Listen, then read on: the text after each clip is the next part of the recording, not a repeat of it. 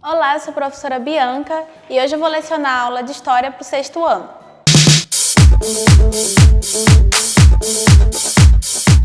Na última aula, a gente estava falando ali como foi que as populações humanas foram sobrevivendo. Lembra? Paleolítico, Neolítico, a utilização do fogo, o desenvolvimento da agricultura, da pecuária. Para a aula de agora, a gente vai falar das civilizações que se formaram a partir desse conhecimento adquirido. Mas antes, a gente vai entender o que é uma civilização. A civilização, ela não é um conceito fechado. Não existe alguém que fala assim, civilização é isso, isso e isso. Mas existem algumas concordâncias. Nesse caso agora, o que a gente vai considerar uma civilização? Sociedades que têm outras profissões, que não é só camponês. Uma sociedade que tem o artesão, uma sociedade que tem o burocrata, uma sociedade que tem comerciante. Sociedade que tem um passado comum, ou seja, as pessoas que vivem naquela região, elas se identificam fazendo parte daquilo ali. A identidade, ela faz parte dessa civilização. Produção cultural. Essas pessoas, elas vão ter uma religião própria, elas vão ter uma arte própria. Por quê? Se o passado é comum, a sua produção cultural também vai ser. E a escrita? Lembra que eu falei? Pré-história não tinha escrita, a história começa com a história antiga, já com a escrita. Mas todas as civilizações, todas as sociedades desenvolveram a escrita? Não. Os Incas aqui na América, eles foram uma civilização complexa, mas eles não desenvolveram a escrita da forma como os egípcios desenvolveram, por exemplo. E aí a gente vai falar das duas civilizações mais antigas, que a primeira é a Mesopotâmia, são as civilizações dos assírios e dos babilônicos, que surgiram ali naquela área da Mesopotâmia. O que é Mesopotâmia? Mesopotâmia é uma palavra grega que significa região entre rios. No livro de vocês, na página 30, a gente vai ter um mapa e vai dar para vocês entenderem por que é uma região entre rios. De um lado a gente tem o rio Tigre e no outro o rio Eufrates.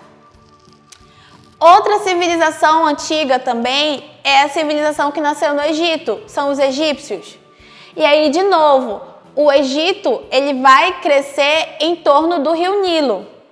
Agora eu pergunto para vocês, qual que é a importância do rio para essas civilizações?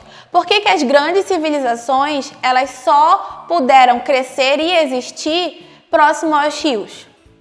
Pensa comigo, a gente já está ali produzindo o próprio alimento, a gente já está ali com os nossos próprios animais, a gente já tem agricultura e pecuária. Essas duas coisas, elas precisam de água, os nossos animais precisam beber, a plantação precisa de água, até mesmo as pessoas precisam de água. Então, é importante nesse momento, e até hoje, na verdade, as cidades elas são voltadas para o rio. Aqui em Manaus, a gente tem um porto, que tanto é que a parte mais antiga da cidade é aquele centro. A cidade começou de lá, começou de próximo ao rio e foi crescendo. Sempre o rio é importante. Ele vai ser importante não só por essas questões de manutenção da agricultura e da pecuária, como também para o comércio, para a locomoção. Como é que eu vou fazer para transportar meu produto? Como é que eu vou fazer para sair daqui? E aí, a gente vai entrar em dois aspectos diferentes. Por exemplo, o rio Nilo, ele vai ter o seu momento de cheia, o seu momento de seca de uma forma mais certinha. Aqui na Mesopotâmia, não. A gente vai ter cheias muito grandes, a gente vai ter secas muito grandes.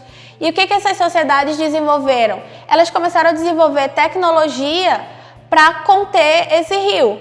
É nesse momento que eles começam a fazer barreiras, que eles começam a fazer diques, que eles começam a desenvolver,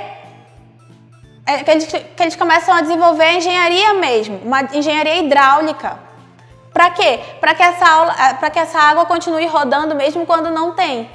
Só que lembrando, aqui na Mesopotâmia, essa relação com o rio, essa relação com as cheias, ela vai ser muito mais violenta do que no Egito. O rio Nilo era fácil de identificar, na Mesopotâmia não. E aí o que vai acontecer? Lembra que eu comentei em sala que os seres humanos começaram a ficar sedentários e começaram a olhar para o céu?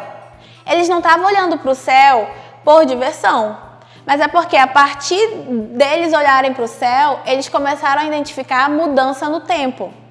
Então, na Mesopotâmia, a gente já vai ter a existência de um calendário.